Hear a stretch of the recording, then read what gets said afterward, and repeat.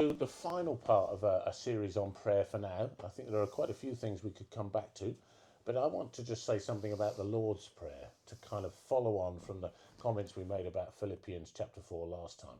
The Lord's Prayer is in the Gospels.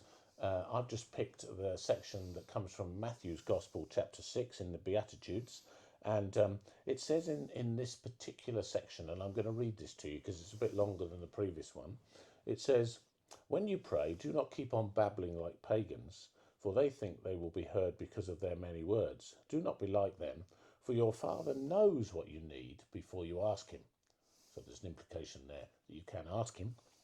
"And this is how you should pray," it says.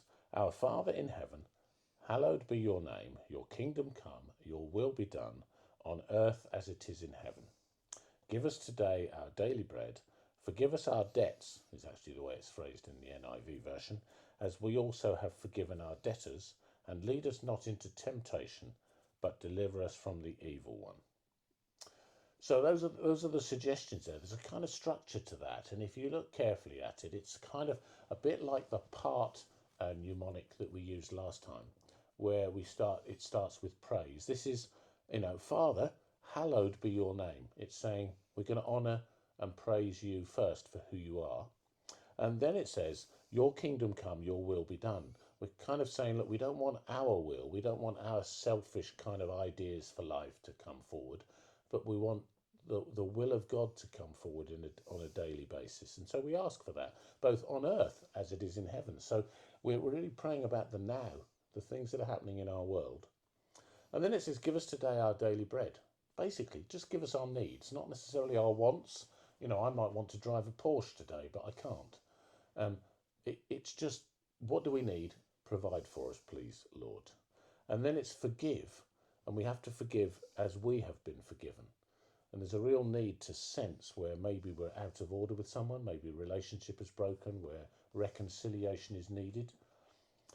And then it goes on with a rather strange phrase, "Lead us not into temptation, but deliver us from evil."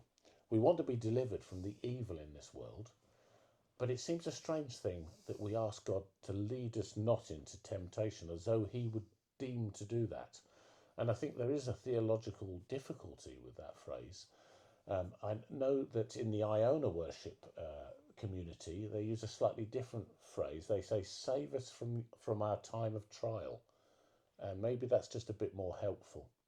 But it is talking about, look, we want to just be kept free from the mess that's in our world. And we're okay to ask that. Otherwise, Jesus wouldn't have given us this as a template.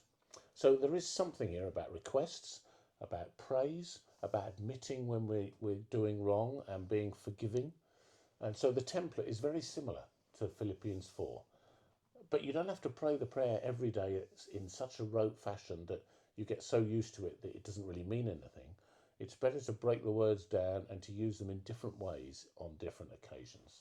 So I leave you with that thought. I've got Peter sat next to me listening to this. He didn't know what I was going to say. So we're going to pause the video and then he's going to come back in on just a few moments just to ask anything he's got on this that might help your triggered thoughts that follow this. So that's that.